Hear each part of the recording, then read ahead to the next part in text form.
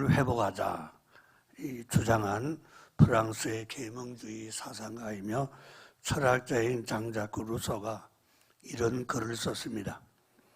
사람의 내부에는 늘 두 가지의 소리가 있습니다. 하나는 마음에서 나오는 소리, 다른 하나는 육체에서 나오는 소리입니다. 육체의 소리는 쾌락을 찾고 마음의 소리는 진실을 찾습니다. 육체의 소리는 물질을 탐하고 마음의 소리는 맑고 깨끗한 것을 원합니다. 육체의 소리는 거칠고 빡빡하지만 마음의 소리는 부드럽고 연합니다. 육체의 소리는 악의 뒷골목으로 가자고 하지만 마음의 소리는 밝고 큰 길로 가기를 원합니다. 이런 내용입니다. 아마 이 루소가 사람들이 바른 길로 가기를 원해서 쓴 글이라고 그렇게 생각이 됩니다. 우리들 대부분은 마음의 소리를 듣고 그 소리에 따라 행동을 하고 있습니다. 그러나 육체의 소리를 듣고 행동하는 사람들도 더러 있습니다. 그런데 지금 우리가 살고 있는 이 사회에 마음의 소리보다는 육체의 소리가 너무 많습니다. 어떤 소리를 들어야 할지 판단하기가 아주 어려울 정도로 이런 육체의 소리들이 많습니다. 그런 가운데 우리 성도들에게 전해지는 소리가 있습니다. 오늘 본문 5절에 호련히 빛난 구름이 그들을 덮으며 구름 속에서 소리가 나서 이르시되 이는 내 사랑하는 아들이요 내 기뻐하는 자니 너희는 그의 말을 들으라 이런 말씀입니다. 이 말씀이 제자들에게 당시 들려지게 된 배경은 이렇습니다. 예수님께서 베드로와 야고보 그 형제 요한을 데리고 높은 산에 올라가셨습니다. 이 산은 가버나움 인근에 있는 다볼산이라고도 하고 또 빌립보 지방 가까이 있는 헬몬산 이렇게도 말합니다. 그러나 본문에 높은 산이라고 했어요. 그렇기 때문에 그 해발 2850m가 되는 헬몬산이라는 설이 일반적 견해입니다. 예수님은 이 산에서 우리 마태복음에는 나와 있지 않지만은 누가복음에 이 기사가 기록되어 있거든요. 거기에는 기도하시다가 이 산에서 기도하시다가 용모가 변화되시어 그 얼굴이 해같이 빛나며 옷이 빛과 같이 희어졌다라고 표현하고 있습니다. 그 시간에 말이에요. 그렇게 변화된 예수님은 모세와 엘리야와 더불어 말씀하시고 있었습니다. 우리가 잘 아는 대로 이 모세는 예수님이 이 땅에 오시기 1600년 전 BC 16세기 사람이고 엘리야는 900년 전 BC 9세기 사람입니다. 이 변형되신 예수님은 시간을 초월해 가지고 모세와 엘리야와 함께 말씀을 나누신 거예요. 이것은 그리스도의 영광을 보여주는 엄청난 사건이었습니다. 예수님이 이 땅에 오셔가지고 크게 5대 사건이야. 물론 많은 기적과 말씀도 하시고 했지만은 크게 5가지 5대 사건이 있습니다. 그것이 동정녀 탄생, 그리고 십자가 죽으심, 그리고 부활, 승천, 그리고 오늘 이 본문에 나오는 변화의 모습입니다. 베드로는 이 그리스도의 영광을 목격하고 너무 좋아서 예수님께 이렇게 요청을 합니다. 본문이 4절에 보면은 주여 우리가 여기 있는 것이 좋사오니 주께서 만일 원하시면 내가 여기서 초막 셋을 짓되 하나는 주님을 위하여 하나는 모세를 위하여 하나는 엘리야를 위하여 하리다 말씀하고 있습니다. 베드로는 예수님이 변화되신 모습이 너무 좋아서 이것에 머무를 것을 요청한 겁니다. 그러던 중에 들려온 음성이 이 5절 말씀이죠. 이는 내 사랑하는 아들이요 내 기뻐하는 자니 너희는 그의 말을 들으라.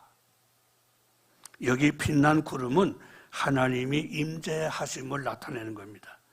그렇기 때문에 이때 들려온 음성은 하나님의 음성이었습니다. 이렇게 하나님의 음성을 들은 제자들은 엎드려 두려움에 떨고 있었습니다. 이때 예수님은 본래의 모습으로 돌아오셔서 7절에 보면은 두려워 말라고 제자들을 위로해 주셨습니다. 우리 성도들도 살아가면서 여러 가지 소리를 듣습니다. 자연이 주는 소리를 듣습니다. 또 인간이 만드는 소리도 우리는 듣습니다. 그런데 소리 가운데는 사람의 생명을 살리는 소리가 있고 사람의 생명을 파괴하는 소리도 있습니다. 그러므로 사람의 생명을 살리는 소리는 꼭 들어야 할 소리고 생명을 파괴하는 소리는 절대 들어서는 안 되는 소리죠. 예수님의 제자 베드로와 야고보와 요한은 예수님이 변형되시는 이 엄청나고 영광된 순간에 그의 말을 들으라. 그러니까 예수님의 말을 들으라는 하나님의 음성을 들었습니다. 이 말씀은 제자들이 꼭 들어야 할 소리였습니다. 왜냐하면 예수님의 말씀은 사람을 살리는 생명의 말씀이고 축복의 말씀이기 때문입니다. 성도 여러분, 오늘날 우리가 꼭 들어야 할 소리가 무엇이겠습니까? 오늘 저는 세 가지 소리를 잘 들어야 한다는 말씀을 통해서 함께 은혜 받으려고 합니다. 첫째는요, 양심의 소리를 우리는 들어야 됩니다. 이 아담의 범죄로 인류는 타락했습니다. 그 양심에 따르지 않고 선악과를 따 먹었기 때문이죠. 그 이후로 인간의 타락은 계속됐습니다. 특히 오늘의 지구촌은 극도의 타락상을 보여주고 있습니다. 자기에게 유익이 있다고 하면 무자비하게 다른 사람의 인격을 살인하고도 양심의 가책을 느끼지 않는 사람들 때문입니다. 그러나 세상에는 이런 사람도 많이 있습니다. 선한 양심을 가지고 땀 흘려 일하는 사람들, 또 눈물과 한숨으로 살아가는 사람들을 위로하는 사람들, 가난하고 병든 사람들을 돌보는 사람들, 어려운 여건에서도 하나님의 뜻에 따라 살려고 애쓰는 사람들이 많이 있습니다. 이런 사람들은 양심의 소리대로 사는 그런 사람들의 모습이라고 할 수 있습니다.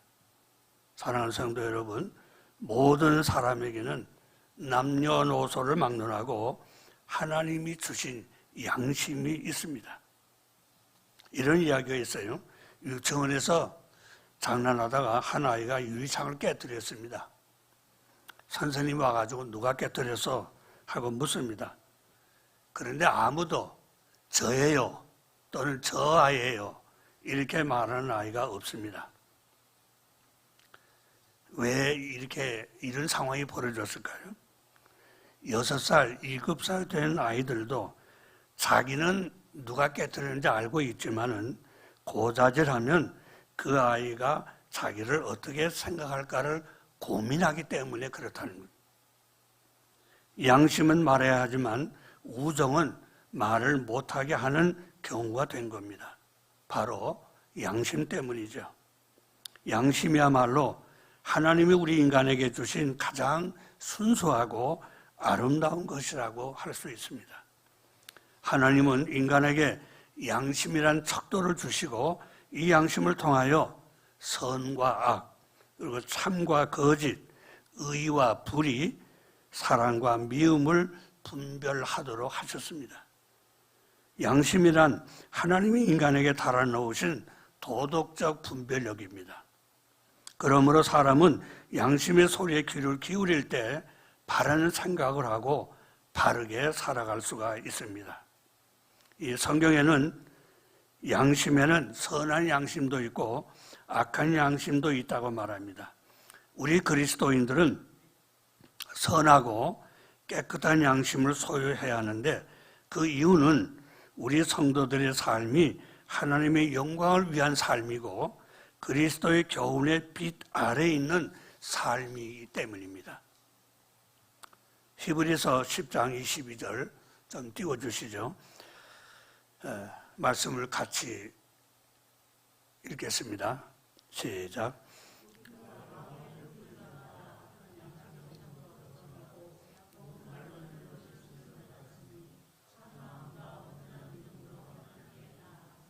예, 이 말씀대로 성도들의 양심은 복음을 받아들이고 성령의 선물과 용서하심을 통하여 깨끗한 양심을 얻게 되었습니다. 그러므로 성도는 언제나 선한 양심의 소리에 귀를 기울여야 합니다. 양심의 소리에 귀를 기울이고 이에 따라 사는 사람은 하나님이 기뻐하시는 삶을 살 수가 있기 때문입니다. 그래서 성경은 양심에 대해 이렇게 말씀하고 있어요. 로마서 9장 1절 2절에 보면은 양심은 영혼 속에 있는 그리스도의 참된 대언자라고, 또 베드로전서 4장 19절에서는요, 양심은 하나님의 뜻을 알려주는 애언자다. 로마서 13장 5절에서는요, 양심은 우리가 따를 때에는 축복이 되고 따르지 않을 때에는 저주가 된다고 말씀하고 있습니다. 성도 여러분, 양심의 소리를 들으시고 그대로 실천하시는 성도들이 되시기를 주님의 이름으로 권면드립니다. 둘째는요, 하나님의 사자들의 소리를 들어야 됩니다. 인간은 혼자 사는 존재가 아닙니다. 사람과 사람이 한데 어울려 사는 존재가 우리 인간입니다. 그래서 사람들은 함께 어울려 살면서 기쁨과 슬픔을 나누기도 하고, 또 상처를 주고받기도 하고, 또 도움을 주고받기도 합니다. 어쨌든 사람은 혼자서는 살 수 없어요. 그래서 인간은 사회적 동물이다, 이렇게 말하고 있죠. 이렇게 함께 어울려 사는 사람들이 서로 사랑하고 평화를 유지하는 길은 온전하신 하나님의 뜻을 따라 사는 것뿐입니다.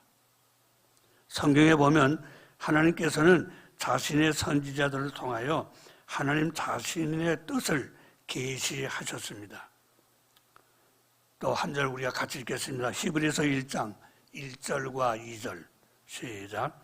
옛적의 선지자들을 통하여 여러 부분과 여러 모양으로 우리 조상들에게 말씀하신 하나님이 이 모든 날 마지막에는 아들을 통하여 우리에게 말씀하셨으니 이 아들을 만유의 상속자로 세우시고 또 그로 말미암아 모든 세계를 지으셨나니라.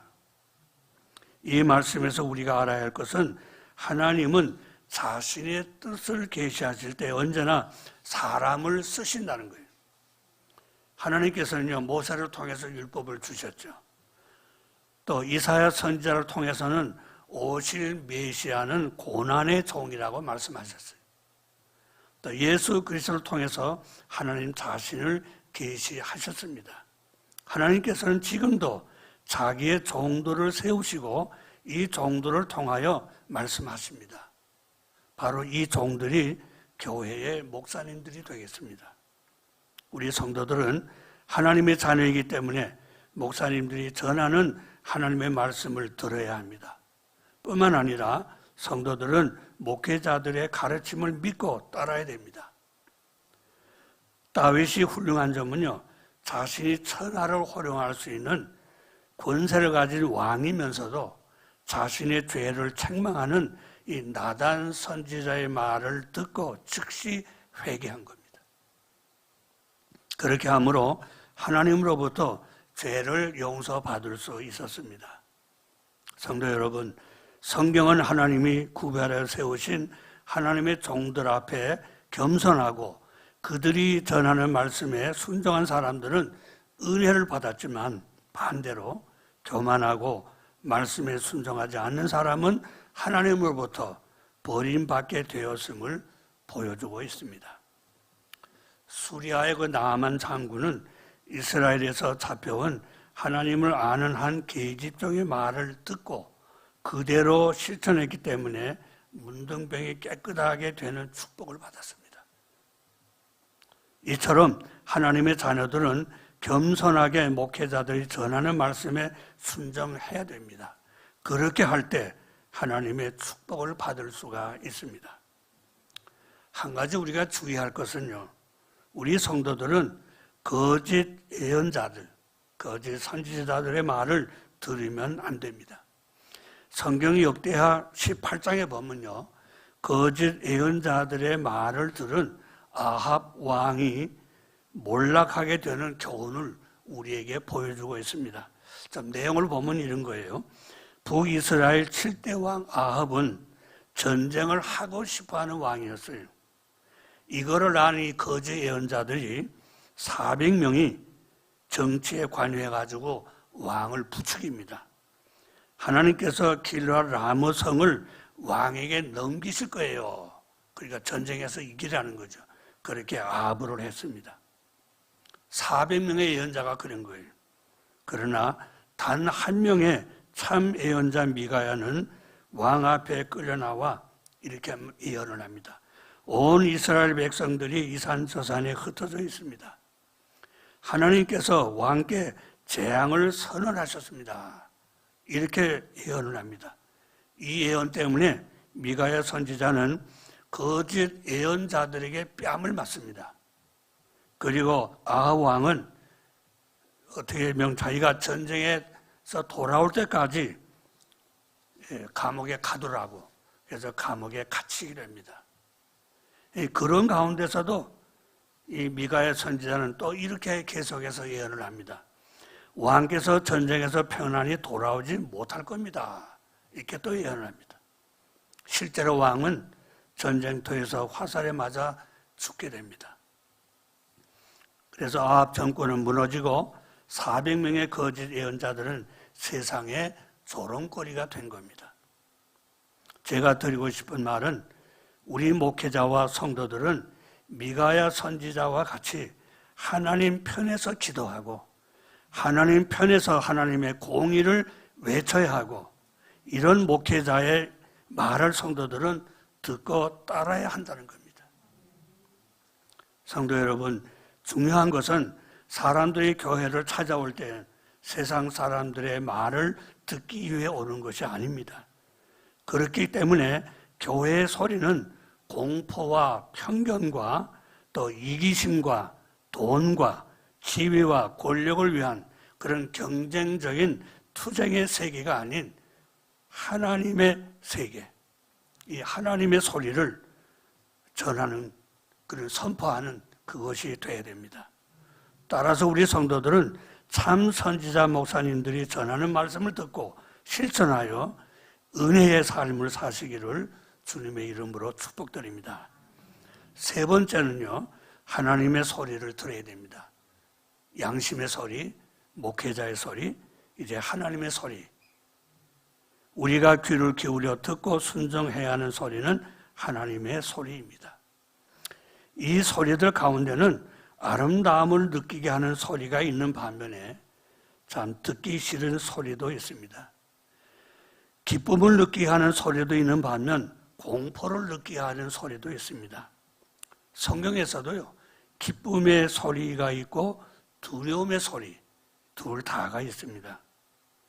시편 29편 좀 띄워주시죠. 3절에서 9절까지의 내용을 좀 보면요, 3절에서는 다윗은 여호와의 소리를 우레소리라고 했죠.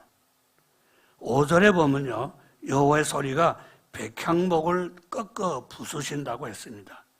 7절에서는요, 화염을 가르신다고 했습니다. 8절에서는 여호와의 소리가 광야를 진동하게 했다고 했습니다. 9절에서는 여호와의 소리가 암사슴을 낙태하게 하시고 살림을 맑게 벗기신다고 했습니다. 그런데 이런 소리가 얼마나 참 무섭고 두려운 소리입니까? 근데 여호와의 소리 자체라는 의미는 아니고 그런 경이로운 소리 발생 원인자가 여호와에 있기 때문에 다윗은 여호와의 소리라고 그렇게 해석을 한 겁니다. 그러니까 이런 소리를 듣는 우리는 여호와 앞에서 우리 인간은 아무것도 아님을 절실히 느끼게 됩니다. 그런 반면에 여호와의 소리는요, 심령을 통해서 우리에게 세미하게 들리기도 합니다. 열왕기상 19장 9절에서 18절에 보면은 호렙산 굴 앞에 서 있는 엘리야 선지자에게 들려온 여호와의 소리는 폭풍 가운데서도 아니고 또 지진 가운데서도 불 가운데서도 아니었습니다. 엘리야 선지자에게 들려온 여호와의 소리는 세미한 음성으로 들려왔습니다. 그 소리는 하나님의 음성이었는데 욥기서 26장 14절에 보면 이 세미한 소리는 속삭이는 소리라고 했습니다. 이 소리는 하나님께서 들려주는 초자연적인 소리를 가리키는 겁니다.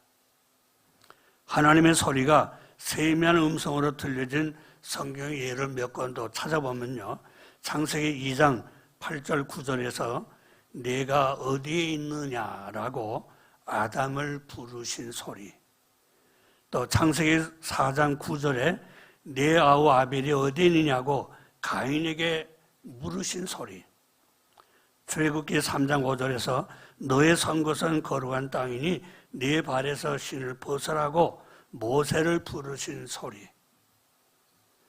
이사야 6장 8절에서 성전에서 기도하는 이사야에게 들린 내가 누구를 보내며 누가 우리를 위하여 갈꼬라는 그런 음성, 이런 것들은 참 세미한 음성으로 들려진 것으로 볼 수 있습니다. 이런 음성들은 선지자 시대에는 직접 말씀하셨지만 계시가 완성된 지금은 계시로 형성된 성경으로 말씀하고 있습니다. 그러니까 성경을 통해 우리는 하나님의 소리를 듣게 되는 겁니다. 뿐만 아니라 하나님의 사자 목사님을 통해 이 하나님의 소리를 우리는 전해 듣게 되는 겁니다. 그렇기 때문에 성경 말씀을 듣는 것이 곧 하나님의 음성을, 하나님의 소리를 듣는 것입니다. 사랑하는 성도 여러분, 하나님을 믿는 성도는 하나님의 소리가 뇌성 같을지라도 두렵게 무섭게 들리지 않고 음악처럼 아름답게 또 의미 있게 들리게 됩니다. 우리 또 한 구절 보겠습니다. 계시록 14장 2절 말씀 시작. 소리를 들으니 많은 물소리와도 같고 큰 우레 소리와도 같은데 내가 들은 소리는 검은 것 타는 자들이 그 검은 것을 타는 것 같더라. 이건 이제 사도 요한이 계시록에 쓴 내용입니다. 왜 뇌성 같은 소리가 사도 요한에게는 음악처럼 감미롭게 들렸을까? 그 이유는 사도 요한은 그때에 주를 위하여 고난받는 자리에 있었기 때문입니다. 신앙을 위해 고난을 당하는 자리에 있었기 때문에 뇌성이 음악처럼 감미롭게 들린 겁니다. 우리 성도들에게도 마찬가지죠. 주님의 뜻을 이루기 위해서 우리가 고난을 당하고 있을 때 주님의 음성은 우리에게 위로가 되기 때문에 감미롭게 아름답게 들릴 수 있습니다. 성도 여러분, 옛날부터 하나님의 말씀에 순종하는 사람이나 민족은 축복을 받아 번영했지만 하나님의 말씀을 듣고도 순종하지 않은 사람이나 민족은 언제나 멸망했습니다. 성경이 우리에게 분명하게 자세하게 말씀하고 있습니다. 우리에게 전해지는 말씀에 순종하여 복받는 성도들이 되시기를 주님의 이름으로 축복합니다. 미국에 앤이라는 소녀가 있었습니다. 어머니는 죽었고 아버지는 알코올 중독자였습니다. 그런데 이 앤은 보스턴 보호소에 함께 있던 자기 동생 맞아 죽게 됩니다. 이 충격에 의해 가지고 이 앤은 실명이 돼요. 눈을 보지 못하게 됩니다. 앤은 자살을 시도하기도 하고 괴성을 질러서 그 보호소 안에서 회복 불능 판정을 받고 지하 정신병동 독방에 갇히게 됩니다. 모두 이 소녀 앤을 포기했을 때 한 나이 많은 간호사 로라가 앤을 돌보겠다고 자청을 했습니다. 이 간호사 로라는 매일 과자를 사들고 가서 앤에게 성경을 읽어주고 그리고 기도를 했습니다. 그러나 이 소녀 애는 아무런 반응을 나타내지 않았습니다. 그러나 간호사로라는 포기하지 않고 계속 찾아가 성경 말씀으로 위로하고 기도했습니다. 그러던 어느 날 간호사로라는 희망을 봤습니다. 앞에 놓아둔 접시에 과자를 갖다 놨는데 초콜릿 하나가 없어진 것을 발견합니다. 이젠 가능성이 있겠다라고 생각했겠죠. 계속해서 이 앤에게 사랑으로 성경 말씀을 들려주고 간절하게 기도를 했습니다. 2년 만에 이 앤은 정상 판정을 받고 나오게 됩니다. 그래서 파킨스 시각장애와 학교에 입학하여 한 신문사의 도움으로 개안 수술을 받고 앤은 다시 세상을 볼 수 있게 되었습니다. 그 이후에 앤은 이런 광고를 보게 됩니다. 보지 못하고 듣지 못하고 말하지 못하는 아이 돌볼 사람을 구한다는 이런 광고를 보고 자원을 합니다. 모두가 불가능하다고 좀 어렵다고 했지만 애는 자신이 받은 사랑을 돌려주기로 마음먹은 거죠. 애는 정성을 다해 자기가 받았던 하나님의 사랑을 성경 말씀으로 들려주고 기도하면서 그를 잘 가르쳤습니다. 바로 이 앤이 누구냐 하면 제가 지난번 설교할 때에 헬렌 켈러 이야기를 했습니다. 3일만 세상을 볼 수 있다면 이런 그릇은 이 헬렌 켈러가 바로 이 아이입니다. 그러니까 이 헬렌 켈러를 겨우 이제 성공하게 한 이 앤이 누구냐면 헬렌 켈러의 선생 앤 설리번 여사입니다. 하나님의 소리인 말씀을 들려주는 것이 얼마나 위대한 일을 할 수 있는가를 보여준 예라고 볼 수 있습니다. 앤도 그랬고 헬렌 켈러도 마찬가지죠. 사랑하는 성도 여러분, 우리가 들어야 하는 소리는 양심의 소리, 그리고 하나님의 일꾼 목사님의 소리, 그리고 하나님의 소리, 세 가지로 말씀을 드렸습니다. 그런데 이 세 개의 소리는 그 근원은 다 하나님의 소리, 즉 성경 말씀입니다. 다시 말씀드립니다. 양심의 소리대로 사는 것이 성경대로 사는 겁니다. 목사님이 전하는 소리대로 사는 것이 성경대로 사는 겁니다. 하나님이 들려주시는 말씀대로 사는 것은 더 말할 것도 없습니다. 성도 여러분, 우리는 이 성경 말씀을 들어야 하고 또 들은 대로 우리는 실천해야 됩니다. 마태복음 7장 21절에서 23절의 말씀을 보면 이런 말씀이 있습니다. 21절에서 예수님께서 이렇게 말합니다. 나더러 주여 주여 하는 자마다 다 천국에 들어갈 것이 아니요 하늘에 계신 내 아버지의 뜻대로 행하는 자라야 들어가리라고 이렇게 예수님 말씀하시는데 거기에서 22절에서 사람들이 이렇게 말합니다. 우리가 주의 이름으로 선지자 노릇하고 주의 이름으로 귀신을 쫓아내고 주의 이름으로 많은 권능을 행하지 아니했나이까. 그러니까 우리가 얼마나 좋은 일 많이 했어요. 선지자로서 또는 뭐 귀신도 쫓아내고 권능도 하고 이런 걸 다 했는데 이 정도면은 우리는 천국에 갈 수 있지 않느냐 그렇게 말한 거죠. 이때 23절에 보면 예수님이 이렇게 말합니다. 내가 너희를 도무지 알지 못한다고 그랬어요. 그런 사람들요. 못하니 불법을 행하는 자들아 내게서 떠나가라고 합니다. 불법을 행하는 자는 누굽니까? 하나님의 뜻대로 행하지 않는 자를 말합니다. 하나님의 뜻대로 행하지 않는 자는 누구입니까? 그건 바로 성경 말씀대로 살지 않는 사람을 말합니다. 그런데 성경 말씀대로 산다는 건 어떻게 사는 게 되느냐? 성경 66권이 전부 다 우리가 성경 말씀 우리가 살아야 되는 그런 말씀이지만은 우리가 한 두 가지로 제가 요약해서 말씀드리면 하나는 로마서 22장 18절에서 이렇게 말씀하고 있어요. 율법의 교훈을 받아서 하나님의 뜻을 아는 거라고 그랬습니다. 그러니까 우리는 하나님의 말씀을 읽고 듣는데 그 의미를 모르고 뜻을 모르면 안 되는 거죠. 그래서 설교가 필요한 거예요. 뜻을 자세하게 알아서 영적, 인간이 성경 말씀에 담겨있는 영적 진리를 목사님들이 전해주는 거거든요.